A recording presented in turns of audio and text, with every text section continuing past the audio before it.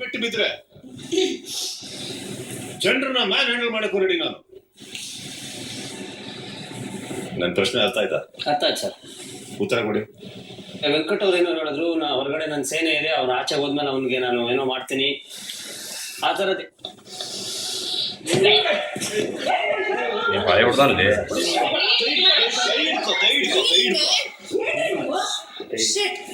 This is too much.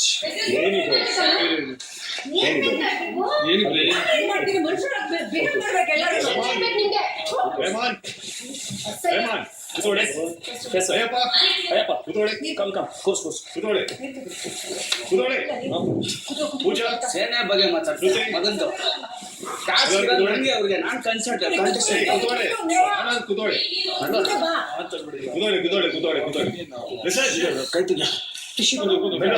Sudeep ಅಣ್ಣ ಹೇಳಿದ್ದಾರೆ, ಕೂತ್ಕೊಳ್ಳಿ. ಆಯ್ತು mister Venkat. Okay sorry, rules break. Mister Venkat,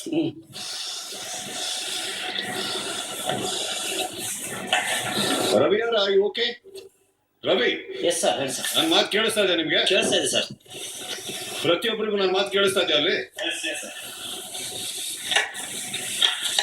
Ravi sir, ಇಲ್ಲಿ ನೋಡಿ, ನೋಡ್ತಾ ಇದ್ದೀನಿ ಸರ್.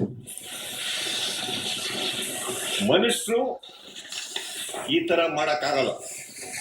ನಿಮಗೊಂದು ಮಾತು ಹೇಳ್ತಾ ಇದ್ದೀನಿ, ಓಕೆ? Yes sir.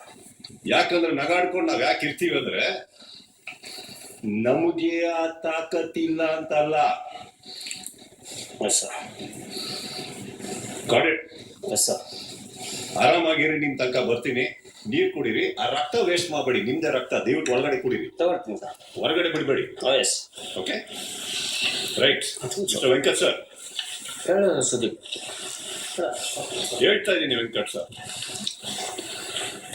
ಕೈ ಎತ್ತಕ್ಕಿಂತ ಮುಂಚೆ ಸ್ವಲ್ಪ ಯೋಚನೆ ಮಾಡಿ. ನಾನು ಬೇಜಾರಾಗಿದ್ದೇನು ಗೊತ್ತಾ ಸುದೀಪ್? ನಾನು ಮಾತು ಒಂದು 5 ನಿಮಿಷ ಮಾತಾಡ್ಬೋದಾ?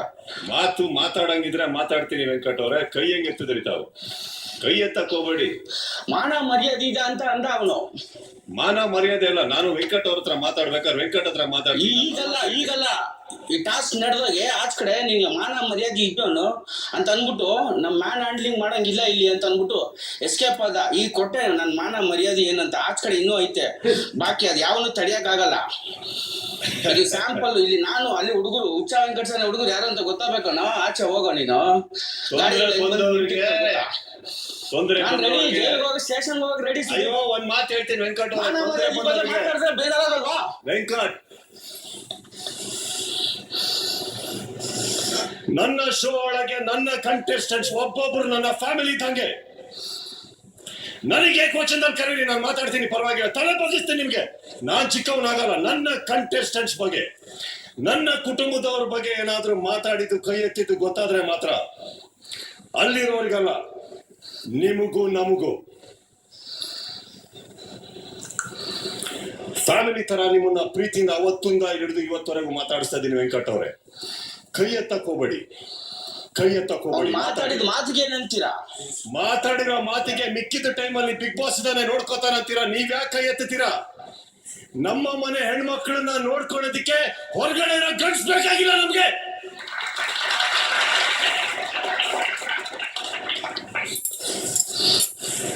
ರೆಸ್ಪೆಕ್ಟ್ ಬೇಕಾದವನು ಫಸ್ಟ್ ರೆಸ್ಪೆಕ್ಟ್ ಕೊಡೋದ್ ಕಲಿಬೇಕು. ಅವ್ನು ಮಾತಾಡಿದ ಮಾತುಗಳು ಏನಂತಾರೆ? ಫಸ್ಟ್ ಆಫ್ ಆಲ್ ನೀವು ಮಾತಾಡೋದ್ ಕೇಳಿ, ನಾನು ಮಾತಾಡ್ಬೇಕಾರೆ. ಕರೆಕ್ಟ್. ಈ ಬಿಗ್ ಬಾಸ್ ಶೋ ಒಳಗೆ ಇವತ್ತುವರೆಗೂ ಒಬ್ಬರ ಮೇಲೆ ಕೈ ಮಾಡಿಲ್ಲ. ಒಬ್ಬ. ನಿಮ್ಮ ಮೇಲೆ ಗೌರವವಿದೆ, ನನಗೆ ಆಭಾರವಾದ ಗೌರವ ಇದೆ. ನೀವೇನ್ ಕರೆದ್ರೋ ಕರ್ಸ್ಕೊಳಕ್ ರೆಡಿ ಇದೀವಿ ನಾವು. ಏನ್ ಕರೆದ್ರೋ ಕರ್ಸ್ಕೊಳಕ್ ರೆಡಿ ಇದೀವಿ ನಾವು. ಯಾಕೆ ವ್ಯಕ್ತಿತ್ವದಿಂದ ವ್ಯಕ್ತಿತ್ವಕ್ಕಿರೋ ಅದೊಂದೇ ಡಿಫ್ರೆನ್ಸ್. ಎಲ್ಲ ದಾಟ್ಕೊಂಡು ಇಲ್ಲಿವರೆಗೆ ಬಂದಿರೋದು ವೆಂಕಟ್ ಅವರೇ ನಾವು. ನಿಮ್ಮ ಜೀವನ ನೀವು ನೋಡ್ಕೊಳ್ಳಿ, ನಿಮಗೆ ಮರ್ಯಾದೆ ಕೊಡ್ತಾ ಇದೀವಿ. ಇನ್ನೂ ಅದ್ ಹೆಂಗ್ ಕೈ ಮಾಡಿದ್ರಿ ಅವ್ರ ಮೇಲೆ? ಮಾತಾಡಿದ ಮಾತುಗಳು ಗೊತ್ತಾ? ಏನ್ ಮಾತಾಡ್ತಾ ಇದಾರೆ? ನೀವೇನ್ ಮಾತು ಕಮ್ಮಿ ಆಡಿದ್ರ ನೀವು ಮಾತು ಕಮ್ಮಿ ಆಡಿದ್ರ ನೀವು ಏನ್ ಆಡಿದಿದೆ? ಏನ್ ಆಡಿಲ್ಲ. ಮಾತಿದ್ರೆ ಎಕ್ಕಡ ಅಂತೀರಿ. ಹೇಗೆ ಎಕ್ಕಡ? ಅದು ಎಕ್ಕಡ ಕಾಲ ಇರಬೇಕು. ನಿಮಗೆ ಹೆಂಗಾರ ಮಾತಾಡಿದ್ರೆ ಆಗಲ್ಲ, ಬೇರೆಯವರು ನಿಮಗೆ ಕೂಗಿದ್ರೆ ಆಗಲ್ಲ. ಆಯ್ತು, ನಾನು ಮಗು ತರ ಟ್ರೀಟ್ ಮಾಡ್ತಾ ಇದ್ದೀನಿ, ನೋಡ್ಕೋತಾ ಇದ್ದೀನಿ. ಒಂದು ಮಾತ್ರ ಹೇಳ್ತೀನಿ ವೆಂಕಟ್, ಗೌರವ ಸಂಪಾದಿಸ್ಬೇಕು, ಕಿತ್ಕೊಳಕ್ಕಾಗಲ್ಲ.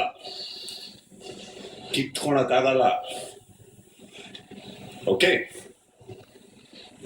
ಪ್ರತಿಯೊಂದಕ್ಕೂ ಒಂದು ಲಿಮಿಟ್ ಇದೆ.